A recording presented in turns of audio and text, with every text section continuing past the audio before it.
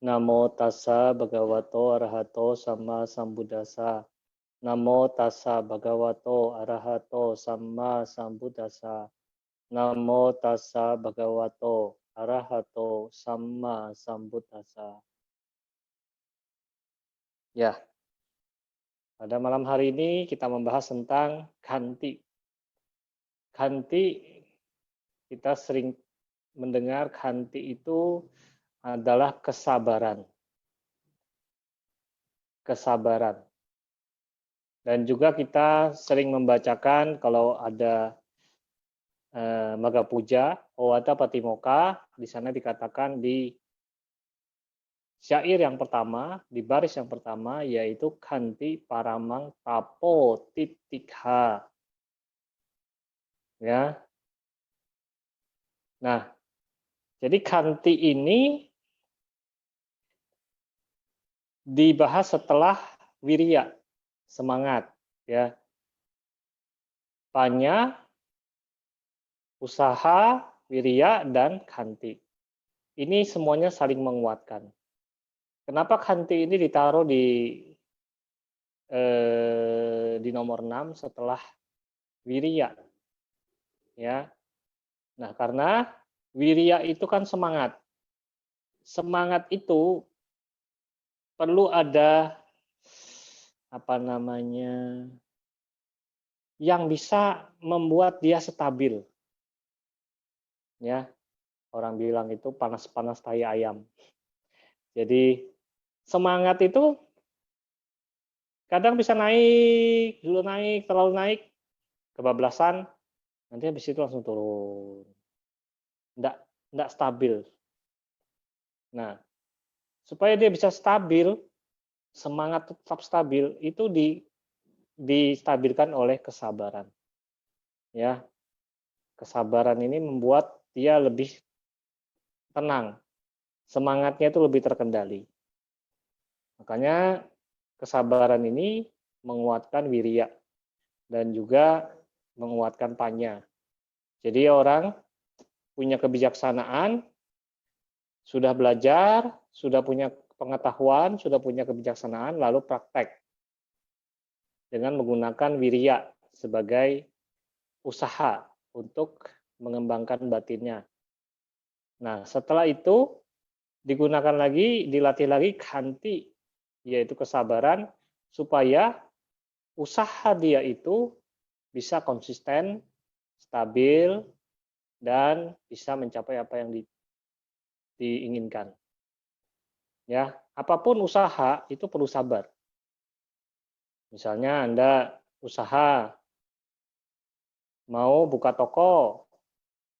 Pertama, ya usahanya harus punya modal dulu, terus harus kerja keras dulu, belum ada pelanggan dulu, harus sabar.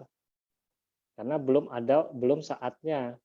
Nah, jadi kesabaran itu adalah yang membuat usaha kita bisa bertahan. Kalau tidak ada kesabaran, kita mudah putus asa karena sudah usaha setengah mati, tapi tidak berhasil sehingga membuat orang frustasi. Ya, jadi kesabaran itu mendukung yang lainnya. Bentar, setelannya dulu. Nah, selanjutnya apa arti dari kesabaran? Sebetulnya kesabaran ini ada istilah-istilah yang lain selain kesabaran, selain khanti. Dalam bahasa Palinya itu ada beberapa istilah. Yang pertama istilahnya adalah tithika, yakni khanti paramang tapo titika. Titika, kalau kita baca di artinya di buku Parita, kesabaran, ketabahan adalah cara berlatih batin yang terbaik. Tapa, tapo, tapa, bertapa. Artinya, selain kesabaran, khanti ada titika. Titika itu ketabahan. Ya. Apa sih bedanya, Bante? Nah, nanti saya jelasin. Ada lagi satu yang namanya adiwasana. Adiwasana, bukan Bante Adi Kusalo, bukannya. Adiwasana. Adiwasana ini juga temannya kesabaran. Ada lagi yang keempat adalah akhoda. Akhoda. A itu tidak, koda itu marah. Jadi akhoda adalah tidak marah. Nah, sekarang kita bahas satu-satu. Khanti itu kesabaran yang berhubungan dengan kemampuan batin seseorang untuk bisa menahan bisa tenang di saat kesulitan ataupun kebahagiaan atau kesenangan, mendapatkan kesulitan ataupun kesenangan. Ini saya bacakan lebih jelas. Jadi, Yang Mulia Ledi Sayadaw dalam Manggala Sutta, Nisaya mendefinisikan Khanti sebagai tidak merasa gembira saat menemui kesenangan dan tetap sabar, tetap tenang tanpa menunjukkan kemarahan saat menemui kesulitan. Lebih jelas lagi adalah kesabaran itu adalah toleransi atas perlakuan orang lain. Ya, jadi mentoleransi atas perlakuan orang lain. Baikkah, burukkah, dia bisa menerima, bisa mentoleransinya. Jadi lebih kepada mentoleransi misalnya perbedaan. Ya. Perbedaan itu kan selalu ada. Nah, kita mentoleransi itu adalah sikap dari kesabaran. Sedangkan adinawa itu apa? Adinawa. Adiwasana artinya adalah seseorang itu bisa mengendalikan dirinya, menahan dirinya ketika menghadapi panas, dingin, gatal, lelah, capek. Dia tetap bisa tenang, tidak mudah mengeluh. Nah, ini kan orang suka mengeluh, aduh panas, aduh tidak nyaman. Nah, muncullah ketidaksabaran di situ. Muncullah ketidaksenangan. Jadi Khanti ini di dalam cetasika dia itu adalah adosa. Jadi tidak ada kebencian. Kalau masih ada kebencian berarti Khantinya tidak ada. Kemudian titika Khanti itu lebih kepada kesabaran.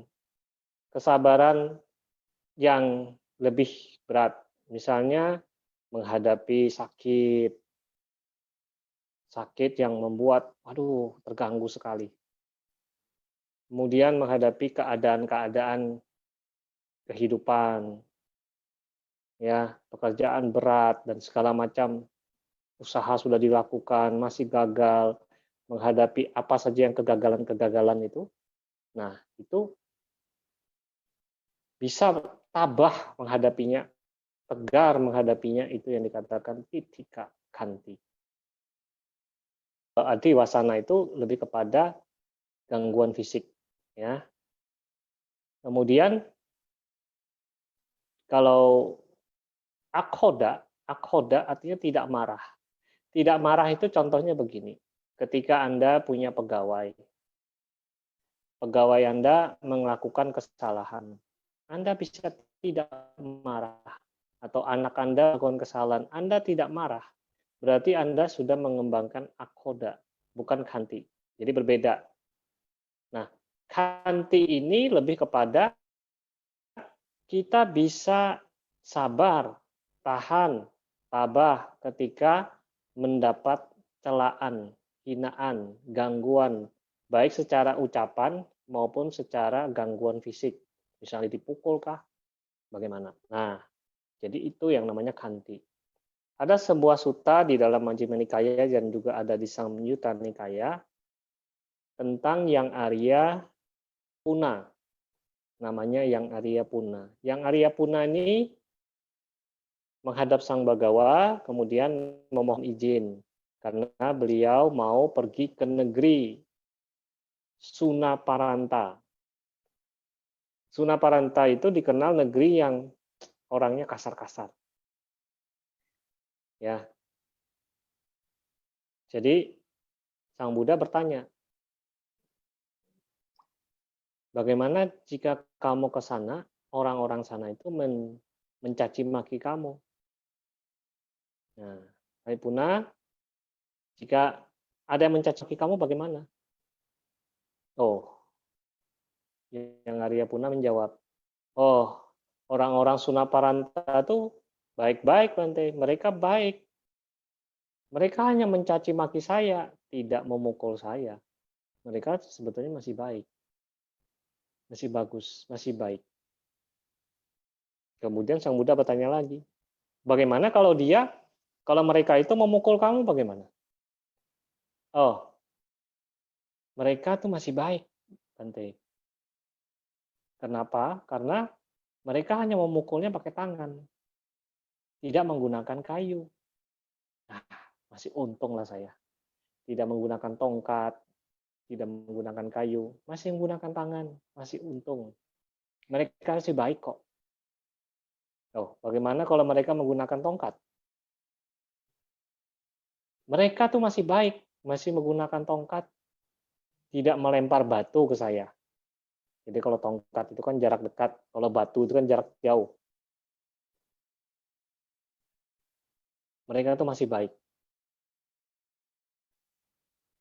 Bagaimana kalau mereka juga melempar batu ke arah kamu? Oh, mereka masih baik. Mereka hanya menggunakan batu, tidak menggunakan pedang, tidak menggunakan pisau.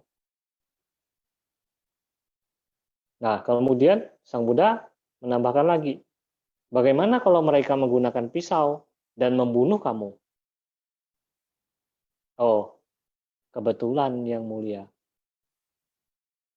Para Arya, ada beberapa para Arya itu jijik terhadap tubuhnya, jijik terhadap kehidupannya sehingga mengakhiri hidupnya. Nah, saya ini tidak perlu susah-susah mengakhiri hidup saya. Ada yang membantu saya untuk mengakhiri hidup saya. Wah, terima kasih sekali. Nah, setelah itu Sang Buddha mengatakan, ya, kalau gitu kamu boleh ke Sunaparanta. Apa pelajaran yang kita dapat dari cerita ini adalah kesabaran itu bisa muncul ketika kita melihat sesuatu itu dari sisi yang positif. Jadi kalau kita lihat sisi positif seseorang, maka kita bisa sabar. Wah, dia kok gini ya? Ya, walaupun dia begitu, dia itu masih baik. Orangnya masih baik. Sehingga kita bisa lebih sabar. Jadi cobalah ketika kita jengkel dengan seseorang, marah sama seseorang, lihat sisi baiknya. Lihat sisi positifnya. Kenapa? Karena itu adalah sebagai latihan kita. Kalau kita melihat hidup ini dari sisi negatif terus, kita yang menderita. Namun kalau kita melihat hidup ini dari sisi yang positif, kita sendiri yang akan bahagia. Kita yang akan bebas dari derita. Nah, sekarang apa karakteristik atau sifat dari khanti ini? Khanti ini adalah karakteristiknya adalah kemampuan untuk menerima apa saja dengan penuh ketenangan. Baik ataupun buruk, dia tidak tidak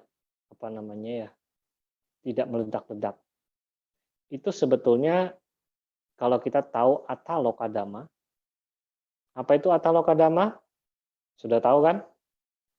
Suka duka, dipuji dicela, untung rugi, nama baik nama buruk. Nah, kalau orang yang punya khanti, dia ketika datang yang baik, ketika datang untung, dia tenang. Datang yang Tidak untung, dia juga tenang.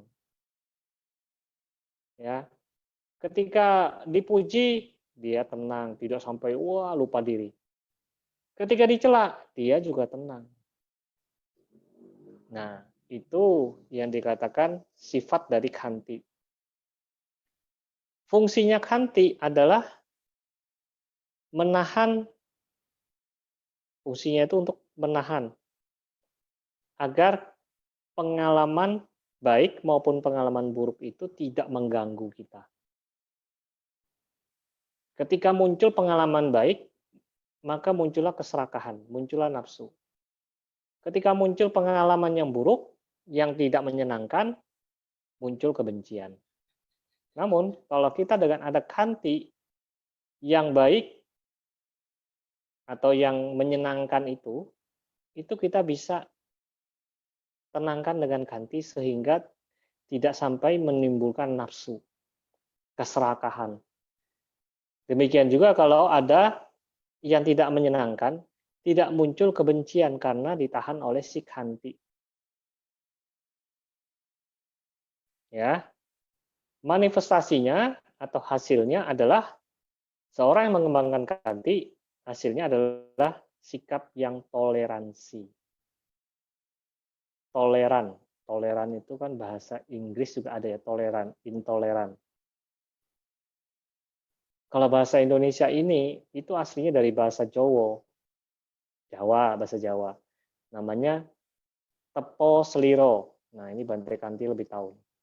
Tepo seliro. Tepa selera. Menempatkan seleranya orang itu ke dirinya. Jadi kita bisa menerima selera orang itu ke diri kita. Kadang-kadang kita maunya selera kita diterima oleh orang lain. Kalau tepo seliro, toleransi adalah selera orang kita tepatkan, kita tepakkan, kita paskan dengan selera kita sehingga muncul toleransi, muncul kesabaran. Ya. Nah, sebab terdekatnya adalah melihat sesuatu secara objektif dan melihat sisi positifnya dan dengan mengembangkan praktek meta. Jadi kalau sebab terdekatnya ini hubungannya dengan meta. Khanti ini hubungannya dengan meta dan selalu melihat dari sisi yang positif. Jadi kemampuan menerima atha loka dhamma itu dengan tenang. Nah, ada sebuah di dalam Jataka, ya, di Patha Jataka, Satalisa Nipata, Sarabangga Jataka, Saka Raja para dewa bertanya kepada petapa Sarabangga. Oh petapa, dari keturunan kondanya, apakah yang boleh dibunuh seseorang tanpa merasa menyesal? Apakah yang harus dilepaskan seseorang agar mendapat pujian dari orang-orang berbudi? Kata-kata kasar dan hinaan siapakah yang harus ditahan seseorang dengan kesabaran? Jawabannya,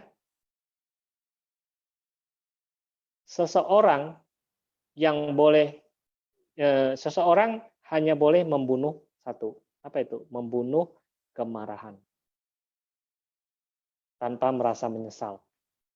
Kalau kita membunuh itu kan menyesal. Yang kita bunuh kemarahan tidak menyesal gitu, malah happy.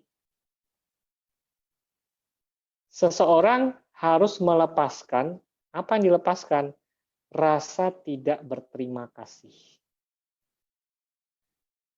Ya, untuk mendapatkan pujian dari orang-orang berbudi. Kemudian, seseorang harus menahan kesabarannya dari siapa? Dari orang-orang yang statusnya lebih tinggi, sama, maupun yang lebih rendah. Nah, kemudian ditanya lagi oleh Dewa Saka, Oh, petapa. Mungkin saja mentolerir kata-kata kasar dan hinaan dari mereka yang lebih tinggi atau sama statusnya, itu masih bisa. Tetapi, mengapa seseorang harus mentolerir kata-kata kasar yang datang dari mereka yang lebih rendah statusnya? Kemudian, Bodhisattva menjawab, seseorang dapat menahan kesabaran atas kekasaran yang datang dari mereka yang lebih tinggi statusnya karena mereka takut. Ya kita bisa sabar kalau sama bosnya kita. Karena itu bos saya yang bayar gaji saya.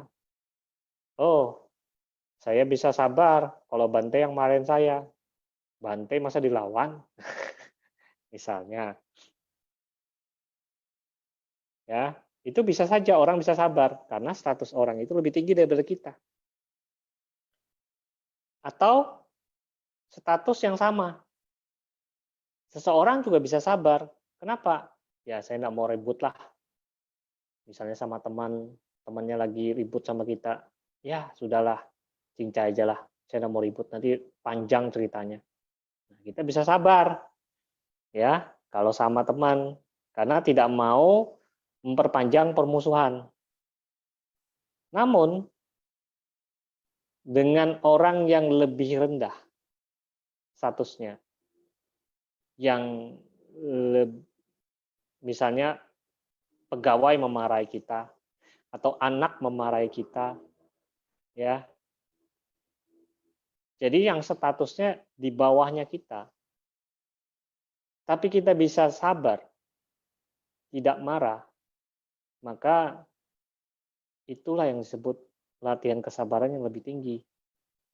Ya, jadi bentuk kesabaran tertinggi itu ketika orang itu dicela atau disakiti oleh mereka yang lebih rendah statusnya daripada dia.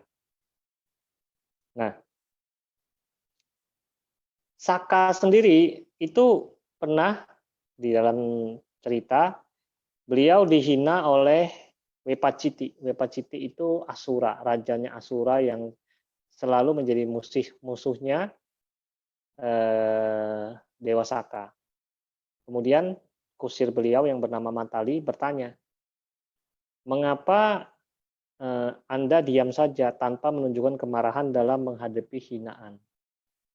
Kemudian Dewa Saka menjawab dalam syair, Sadatha parama atha, kantia bhiyona wijati, yohawe balawasanto, dubalasa titik hati, tang ahu paramang kanting. Artinya, dari semua kepentingan pribadi adalah yang tertinggi. Di antara semua tindakan yang mendukung kepentingan pribadi, kesabaran adalah yang terbaik. Ia yang kuat mentolerir yang lemah. Orang-orang berbudi menyebut hal ini sebagai kesabaran yang tertinggi. Nah, jadi kalau kita mentolerir yang lemah, cincailah. Nah, itu kesabaran yang tertinggi. Kemudian ada penjelasan di dalam Anggutara Nikaya. 9 penyebab kemarahan. Wih, 9 penyebab kemarahan. Ini sebetulnya berhubungan dengan waktu, ya. 9 kemarahan ini muncul sehubungan dengan seseorang, dengan teman, dengan musuh, ya. Berhubungan dengan waktu yang masa lalu, sekarang maupun yang akan datang. Apa 9 itu? 1, seseorang marah sehubungan dengan orang lain berpikir. Ya, seseorang marah sehubungan dengan orang lain dengan berpikir, ia telah merusak kepentinganku. Ia telah, berarti sudah. Itu berarti yang dulu. Kemudian yang kedua, seseorang marah sehubungan dengan orang lain berpikir, ia sedang menyebabkan kerusakan, menyebabkan rusaknya kepentinganku. Berarti sekarang. Yang lalu mesti diingat muncul marah. Yang sekarang marah. Kemudian yang akan datang, seseorang marah sehubungan dengan orang lain, dia berpikir, ia akan menyebabkan rusaknya kepentinganku. Ya, belum rusak dia sudah berpikir akan rusak. Nah, ini bisa menimbulkan kemarahan. Yang keempat, seseorang marah sehubungan dengan temannya. Kemudian dia berpikir, ia telah menyebabkan rusaknya kepentingan temanku. Ya. Jadi tadi dengan apa namanya kepentingan dia, sekarang kepentingan temannya, dia juga bisa marah. Baik yang sekarang, yang lalu maupun yang akan datang. Kemudian yang tiga yang berikutnya adalah sehubungan dengan musuh. Seseorang marah sehubungan dengan musuh. Kemudian dia berpikir, dia telah mendukung kepentingan musuhku. Jadi tadi teman, ada yang mengganggu teman kita marah. Tapi ada juga yang berhubungan dengan musuh. Orang itu baik sama musuh kita marah. Kita tidak senang. Nah, jadi marah itu bisa disebabkan oleh 9 hal ini. Ini dijelaskan di dalam Anguttara Nikaya, Nawaka Nipata, kemudian Sutta yang ke-9, kelompok 9. Ya. Di dalam Anguttara Nikaya juga disebutkan ada 8 kekuatan. Tolong dibuktikan apakah betul kekuatan ini. 1, menangis adalah kekuatan anak-anak. Betulkah yang punya anak? Kalau dia sudah nangis, orang tuanya sudah nggak bisa apa-apa, terpaksa dipenuhin. Kedua, kemarahan adalah kekuatan para perempuan. Nah, ini para wanita. Ya, para wanita tolong dicek apakah betul kalau dia sudah marah-marah, itu kekuatannya di situ tuh. Yang ketiga, senjata adalah kekuatannya para perampok. Yang keempat, kedaulatan atas wilayah kekuasaan adalah kekuatan para raja. 5, mencari kesalahan, nah ini, adalah kekuatan orang-orang dungu. Yang keenam, memeriksa dengan seksama adalah kekuatan para bijaksana. Yang ketujuh, mempertimbangkan berulang-ulang adalah kekuatan para terpelajar. Dan yang terakhir, toleransi atas kejahatan adalah kekuatan para samana dan brahmana. Nah, jadi yang namanya samana seperti Bante ini katanya harus sabar. Nggak boleh marah-marah. Tapi Bante, saya boleh nggak marah-marah? Oh, nggak boleh marah-marah itu sakit loh, nggak enak loh hati. Ada yang lain mengatakan, Bante, sabar itu kan ada batasnya. Suatu saat juga bisa meledak. Nah, sebetulnya sabar itu tidak ada batasnya. Kenapa ada batasnya? Karena Anda membatasinya. Sebetulnya kalau kita tidak membatasinya, maka sabar itu tidak ada batasnya. Ya. Seperti Bodhisattva Kantiwadi. Kantiwadi itu mengajarkan kesabaran, kemudian tangannya dipotong oleh raja. Apa jawabannya?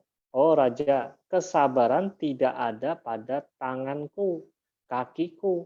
Nah, itu yang luar biasa, kesabarannya yang tertinggi.